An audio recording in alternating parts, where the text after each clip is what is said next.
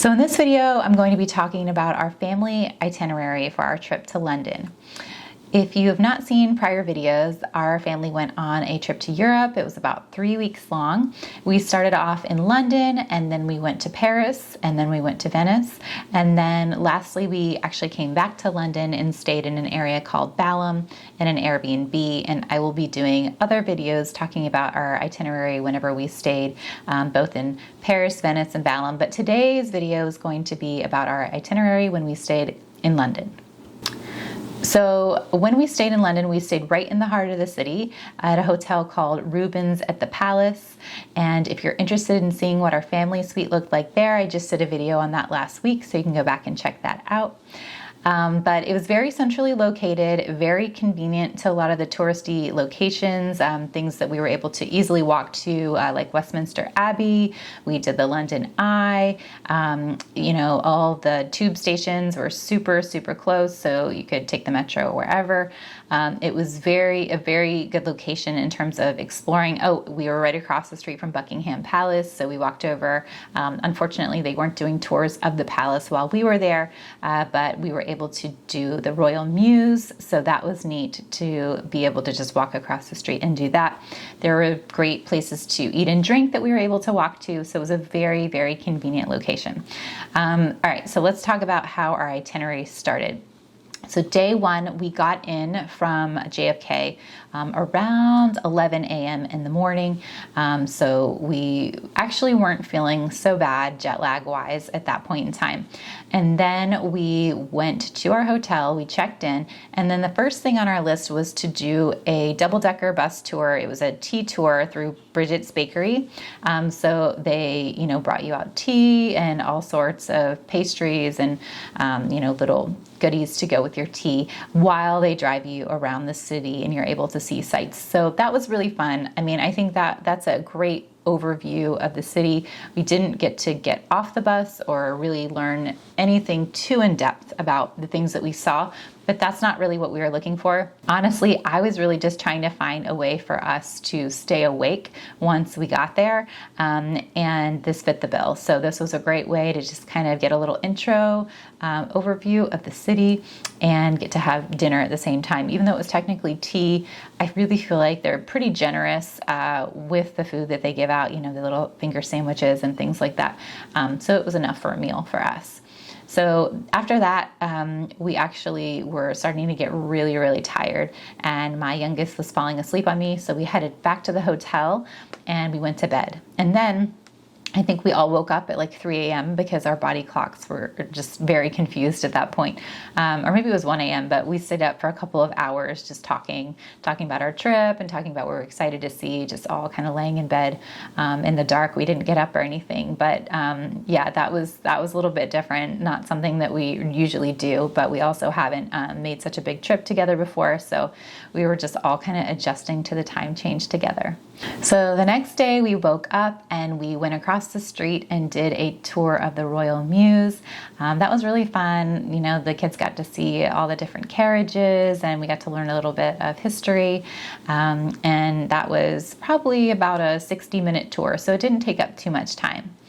After that, we headed to lunch and we just went to, I wish that I had written down the name of it, but I don't remember. It was just a pub along the way to get to Westminster Abbey. So that was our next stop. Westminster Abbey was beautifully breathtaking. Unfortunately, you cannot take video, even though I saw a lot of people doing it, inside. So we only got pictures of the outside, but I would highly recommend doing that. We did the audio guided tour and my kids were actually pretty into that, because it kind of guided you through different little markers and told you about, what you were looking at. So it held their interest. They, at the time of that tour, were ages 7 and 9. So that's something to keep in mind. Obviously, if you have much younger children, they might not be as interested. But so after we did that, we walked over to the London Eye. Along the way, we got to see Big Ben. And then we did the skip the line tickets for the London Eye. Kind of funny. the line was really long for the skip the line tickets. It almost felt like skip the line wasn't really skip the line. We probably waited for about 30 minutes, although I would imagine people, wait much longer who don't do skip the line. So anyway, we got up in the London Eye, and that was really neat for the kids to see just the city from a different view. They could see a lot of the landmarks and things that we'd walked past, but it was really neat to see an aerial view and just see the city from a different perspective. After that, we headed back to our hotel to rest up for just a little bit before we headed out to dinner. Now for dinner, we went to an area called Chelsea. It was probably about 25 minute walk from our hotel, or about maybe like a 15-20 minute tube ride. So that was, I think it was called Manicomio, and that was lovely. It was outdoor seating. The service was amazing. The food was delicious. And I'd heard, some not so nice things about food in London. So we were pleasantly surprised. It was very fresh, very good. It was Italian food. But yes, I would highly recommend, if you're in that area, firstly to check out the Chelsea area, because it was a really cute area that I wish we could have explored more. But it's not something I had heard about prior to going there. I guess talking to some Uber drivers and cab drivers while we were there, they said it's kind of like a bougier area. So, lots of nice restaurants and shopping and things like that. The next day, day 3, we woke up and we went to brunch at a place called the Old Queen Street Cafe. It was about a 5 to 10 minute walk from our hotel, so it was really close by. It was kind of interesting along the way. They actually had the streets blocked off and we couldn't get to the restaurant. They had the Royal Guards doing something. I don't know if they were preparing for something. We asked a lot of questions and we couldn't really get answers as to what was happening.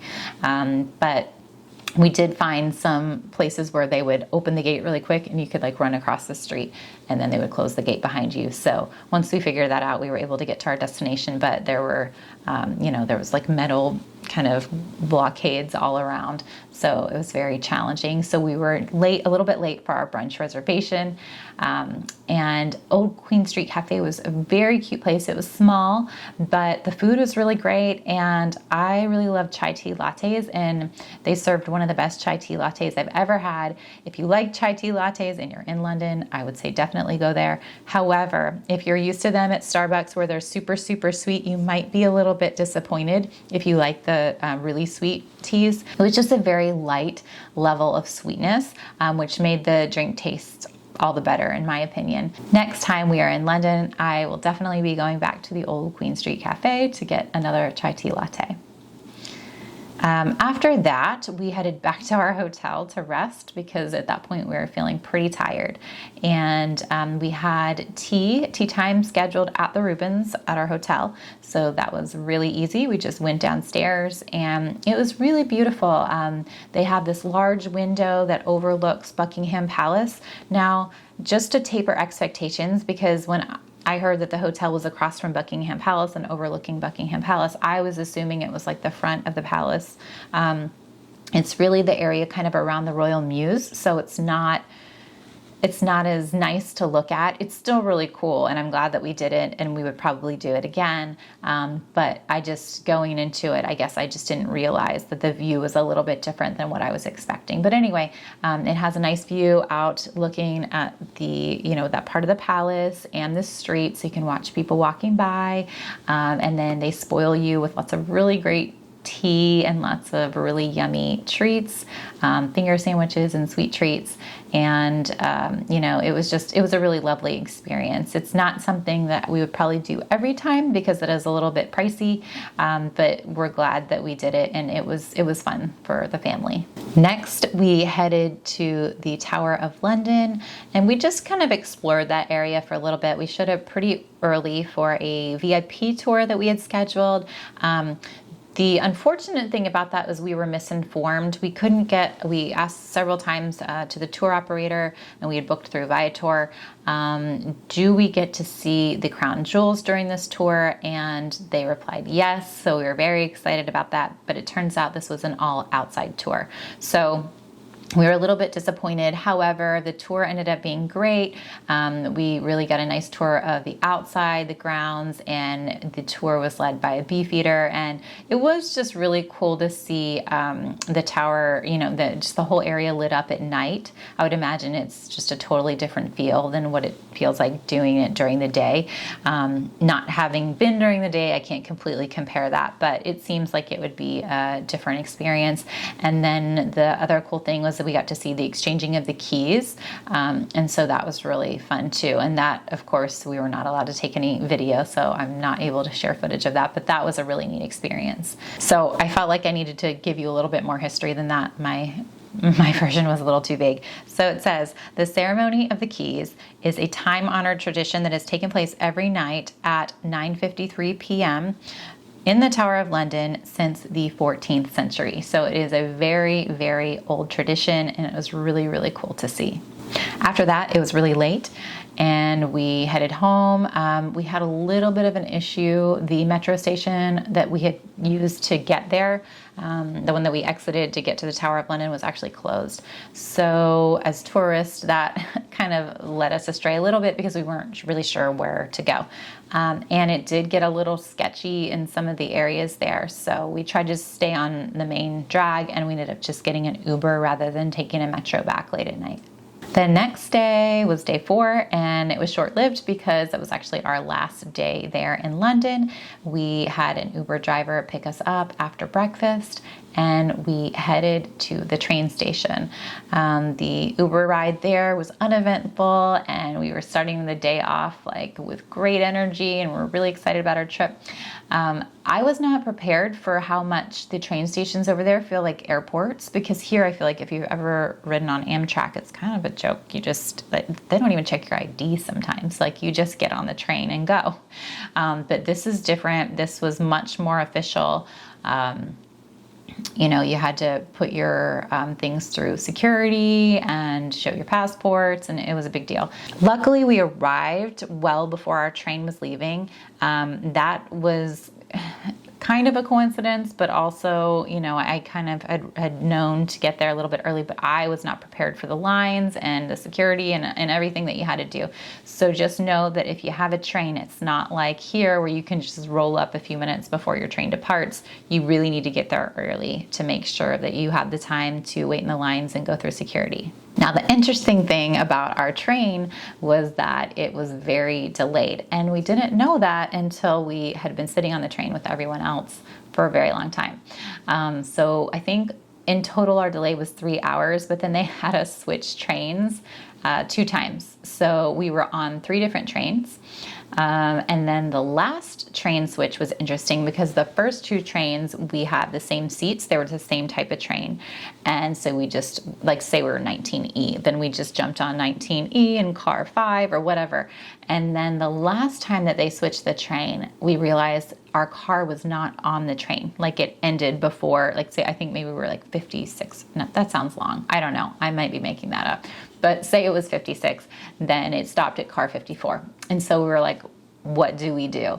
And so the woman who worked there, she's just like, do your best, get a seat. Just everybody try to get on the train and get a seat. And I'm thinking oh my gosh, we're never getting to Paris, because how is this going to work if we have fewer seats than people and everyone's been waiting for 3 hours? But luckily we were able to hustle. We were able to get in there and get seats. So that was a little dicey there. And then eventually the train started moving and we were able to get to Paris. So that is our 4-day itinerary in London. I hope I didn't miss anything. I will be doing future videos to talk about our family itinerary for Paris, and then for Venice, and then again for Balham in London. So I'm excited to share those itineraries with you. I hope you found this to be helpful. If you did, please give it a like and hit the subscribe button, and I will talk to you in the next video.